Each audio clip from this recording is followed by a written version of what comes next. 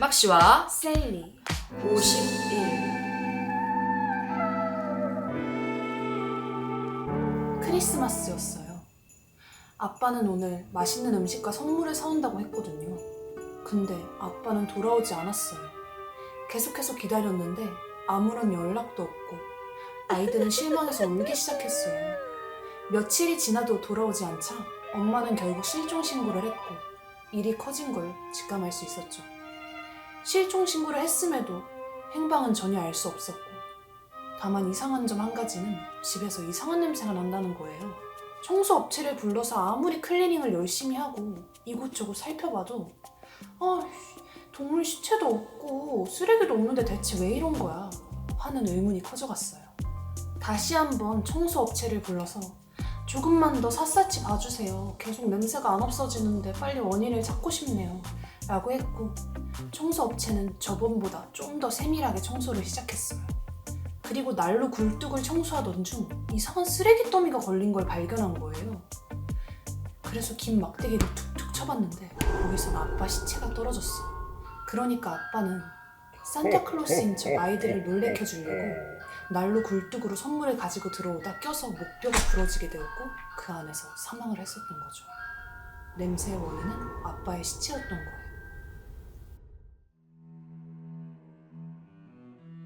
평소에 자주 같이 노는 어떤 형이 있었어요. 형은 같은 아파트에 살았기 때문에 우리는 더욱더 친해질 수밖에 없었죠.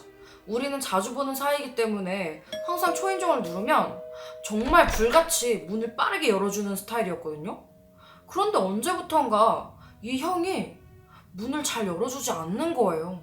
그리고 한번 문을 열어주려면 호구조사부터 시작해서 암호까지 별의별 걸 다 질문하는 거예요. 이 형이 왜 이렇게 변했지? 그리고 어떨 때는 아예 문도 안 열어줘서 못 만날 경우도 있었어요. 정말 답답한 마음에 그 형에게 물어보게 되었죠. 아니 형, 요즘 나한테 뭐 불만 있어?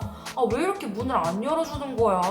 그랬더니 그 형이 하는 말이 야, 너 최근에 윗집 아줌마 어떤 강도한테 칼 찔러 죽은 거 알지?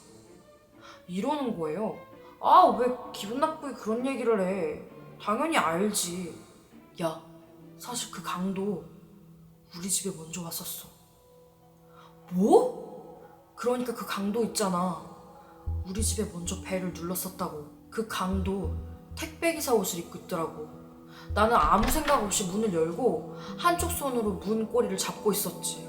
그런데 그 택배기사가 자꾸 우리 엄마 옷을 안에다 들여놔야 된다는 거야. 그래서 그냥 밖에다 두고 가시라고 얘기했는데 자꾸만 몸을 안으로 미는 거야. 그래서 잠깐만 기다려 보시라고 하고 엄마한테 그 앞에서 바로 전화를 걸었어. 엄마, 혹시 택배 시킨 적 있어? 그랬더니 엄마가 택배를 시킨 적이 없다는 거야. 생각해보니까 우리 엄마 인터넷도 못해. 어떻게 물건을 온라인으로 시키겠어. 그 순간 뭔가 쎄한 기분이 들어서 안 되겠다. 내가 잡고 있는 이 문을 빨리 닫지 않으면 무슨 일이 날 것 같다 생각을 해서 필사적으로 문을 닫았어. 그리고 속으로 이 문이 빨리 잠궈지길 바랬지. 그 순간에 그 택배기사가 손으로 택배를 안고 있어서 그런지 바로 우리 집 문을 잡지 못하더라고. 그렇게 문은 잠기게 되었고 그 순간에 그 밖에서 미친 듯이 욕소리가 들려오는 거야.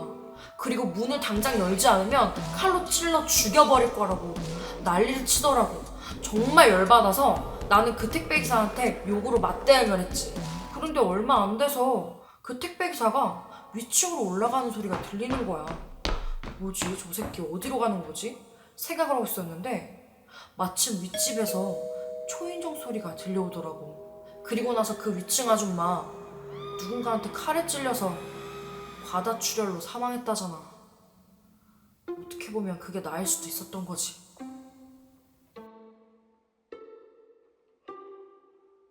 어떤 사람의 어렸을 때 일이에요. 한 15년 전쯤 겪은 일인데 너무 충격적이라 아직도 생생히 기억하고 있다고 합니다. 이 사람이 어렸을 때 집 근처에 낡은 집이 있었는데 거기에는 한 노부부가 살고 있었대요. 거기 살고 계시던 할아버지는 너무 무서워서 평소에 호랑이 할아버지로 불리던 분이셨죠. 애들이랑 자주 그 집 앞에서 놀곤 했었는데 그러다가 어쩌다 공이라도 그 집 안에 들어가면 할아버지가 이놈들! 하면서 엄청 혼내곤 하셨어요. 그러던 어느 날 일이 터졌어요. 평소와 같이 아이들이 공놀이를 하고 있었는데 공이 슝 하고 그 집 안으로 날아가서 할아버지가 제일 아끼던 나무 분재를 망가뜨리고 만 거예요. 와장창 다 깨져버렸죠. 정말 아끼던 분재였는지 할아버지는 화를 내기는커녕 바로 알아 누우셨어요. 그 뒤로 할아버지는 매우 쓸쓸한 모습이 되셨고 마을 아이들은 괜한 죄책감에 다시는 공놀이를 하지 않게 되었어요. 그러다가 아이들끼리 우리 너무 할아버지한테 죄송하니까 용돈 조금씩 모아서 나무 사다 드릴까? 이렇게 된 거예요. 그래서 몇 안 되는 용돈을 한참 모아서 나무 분재를 하나 구매하게 되었죠. 근데 이거 할아버지가 받아주실까? 아끼시던 거하고는 조금 많이 다른데? 하고 걱정했지만 며칠 뒤 그 집 앞을 지나가면서 보니까 할아버지가 그 분재에도 열심히 물을 주고 계시는 거예요. 아이들은 너무 기뻤죠. 그런데 조금 희한한 일들이 일어났어요. 마을 아이들 중 한 명에게 불의의 사고가 난다던가 아니면 한 아이의 집에는 도둑이 든다던가 물건이 사라지는 등 이상한 일들이 벌어졌죠. 그렇게 얼마간의 시간이 흐르고 할아버지가 폐렴에 걸리셔서 돌아가실 위기라는 소식을 아이들이 듣게 되었어요. 너도 나도 할 것 없이 그 할아버지의 집에 찾아가게 되었죠.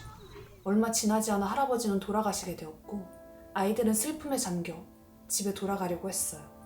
그런데 그 아이들 무리 중 한 명이 근데 이 분재 봐봐. 우리가 할아버지께 드린 거 말이야. 너무 충격적이야 라고 하는 거예요. 아이들은 무슨 일인데 하면서 다 같이 그 분재를 보게 되었고 모두 충격에 휩싸일 수밖에 없었어요. 나무의 몸통과 나뭇가지에는 마을 아이들의 이름이 조각칼로 다 새겨져 있었고 그 위에는 수십 수백 개의 못들이 박혀 있었기 때문이죠. 아마 그 불의의 사고들은 할아버지가 나무에 저주를 내리고 열심히 그 저주를 기리셨기 때문이 아니었을까요? 지금부터 무혐의 타임! 이 이야기는 내 얼굴 봐봐 헤헷 님께서 제보해주신 무서운 이야기입니다.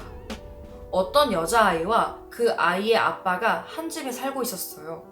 그런데 어느 날 그 아이가 창문에 무언가가 번쩍거렸다고 하는 거예요.